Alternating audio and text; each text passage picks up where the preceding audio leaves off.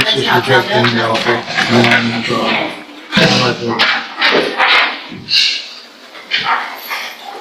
Is this your first statement?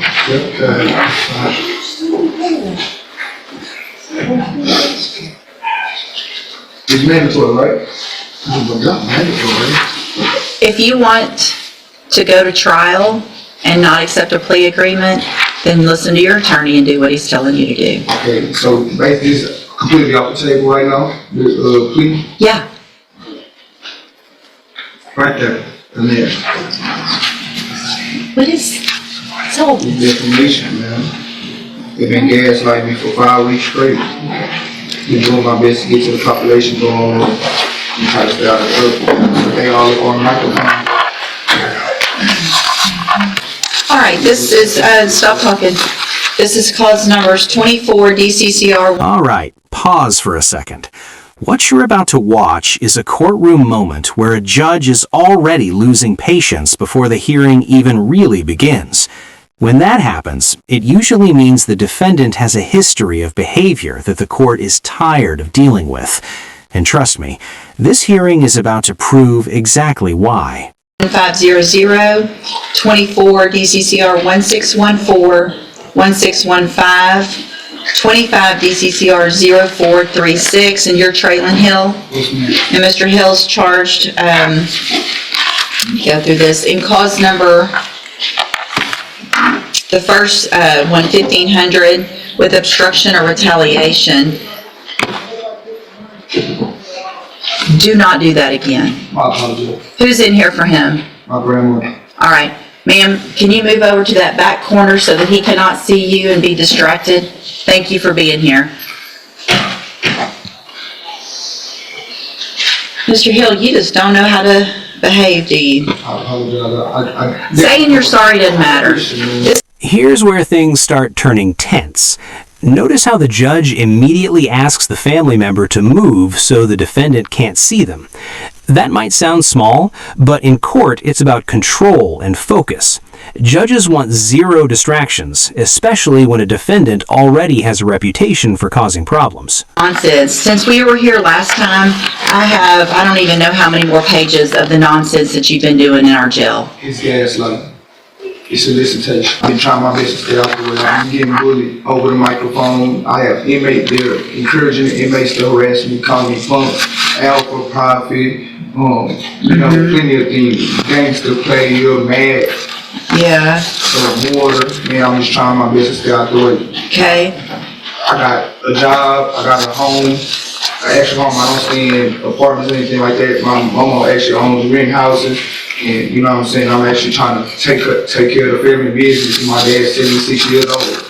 Yeah. My business is out the way. Well, it doesn't look like you are.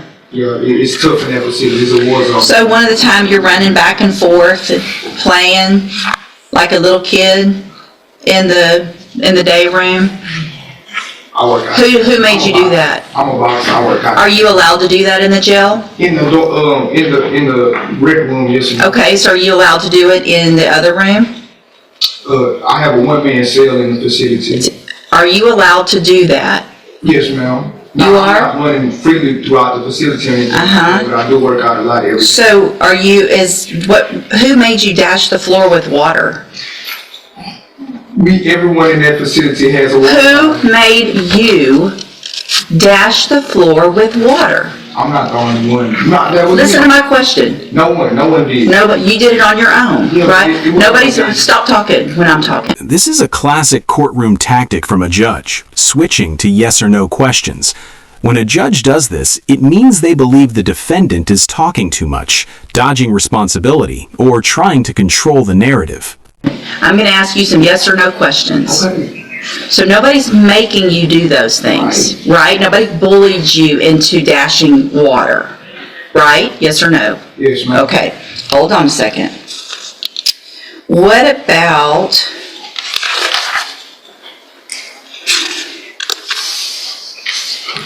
why do you continue to make comments to the female officers out there? that. Why do you think that's okay, after you've been told not to do that? Sitting in the cell all day long, man, when I see them women, I get hurt. I'm a little boy. I admit that. You're a lover boy? Yes, ma'am.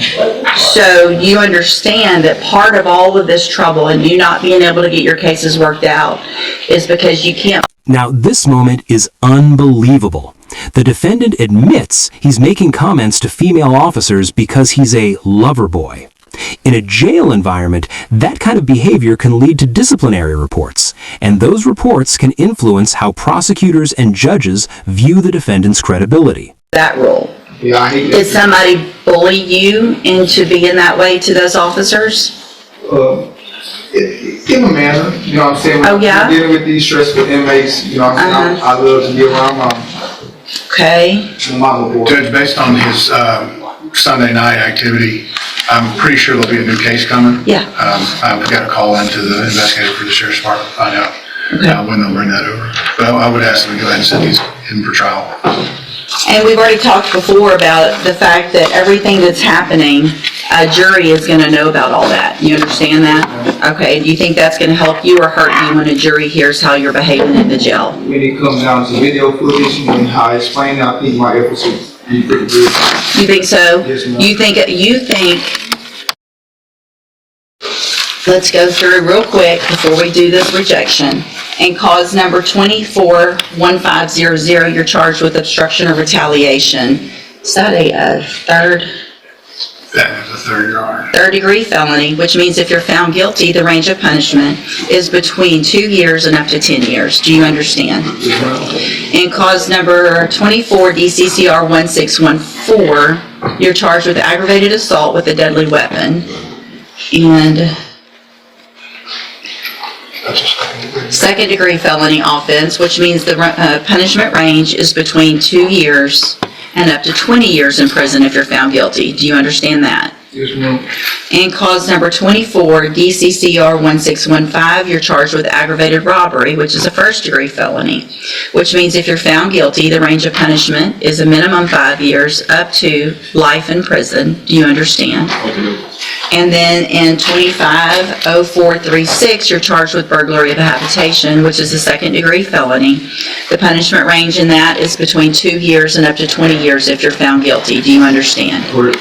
I have here on the computer a plea bargain rejection that shows that the district attorney's office has made an offer if you wanted to enter a plea of guilty for a 10-year term in prison on a lesser offense of robbery. Of robbery and dismissal of the other charges. You have every right to reject that. It was an excellent deal, but That's fine. I just want you to know that after today, I will accept no plea agreements. A jury is going to decide, because I don't know that I even agree with this. So today's the day. If you want to take it, fine. If not, you're going to trial. A jury will decide if you're guilty or not.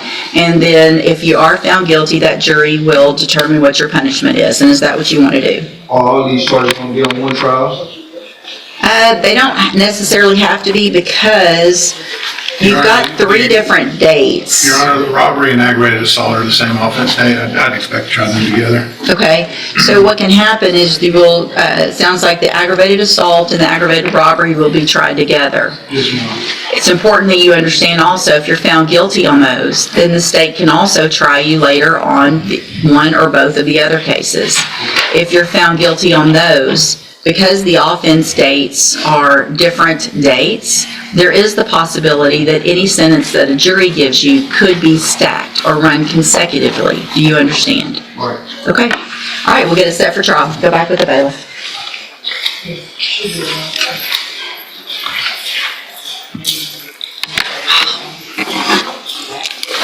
Good luck, Mr. Burbank.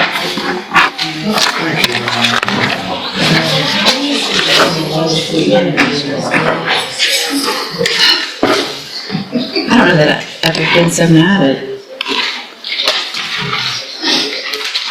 a defendant.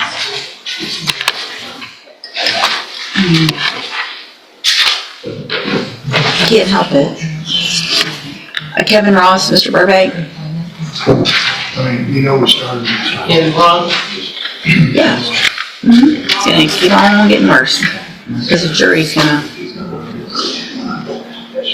This will be upstairs. And there's no paperwork on Mr. Ross, right? I do have a bond request. Oh,